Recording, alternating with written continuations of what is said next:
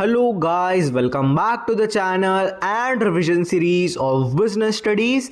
In this revision series, we will gonna cover all your concept of business studies through shorts. So let's begin. In this video, we will continue our chapter number 10 of business studies, class 11th, and we'll see the features of internal trade. So the first feature is it takes place within the country. Internal trade सिर्फ अपनी country के अंदर ही होता है. For example Delhi से product Mumbai में cell किए गए हों. सेकंड फीचर है ट्रांजैक्शन होम करेंसी में होते हैं. इंटरनल ट्रेड में पेमेंट इंडियन करेंसी में होगा. इफ़ हम प्रोडक्ट्स या गुड्स इंपोर्ट करते हैं फिर हमको यूएस डॉलर या किसी दूसरी करेंसी की ज़रूरत पड़ती है, पर यहाँ हम with in the country trade कर रहे हैं तो इसमें only home currency that is Indian rupee he use होगा. थर्ड फीचर है इंटरनल ट्रेड का लेस लीगल फॉर्मेलिटीज़. इसमें एक्सपोर्ट इंपोर्ट जैसे कस्टम या लाइसेंसिंग फॉर्मेलिटीज़ नहीं होती. बिजनेस को इजीली ऑपरेट कर सकते हैं विदाउट रेस्पेक्टिव लाइसेंस. उसके बाद है यूज़ ऑफ लोकल ट्रांसपोर्टेशन.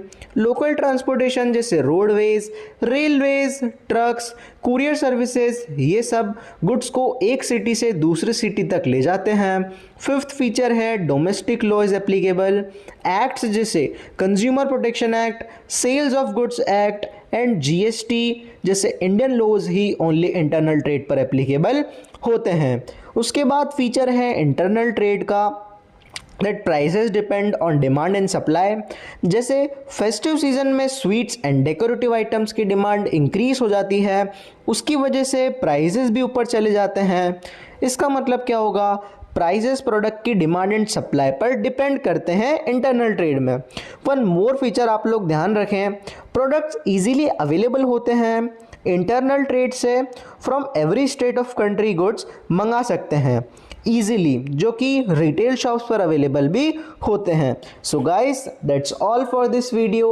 मिलते हैं एक नई वीडियो में एक नए कॉन्सेप्ट के साथ. Thank you so much for watching. Bye.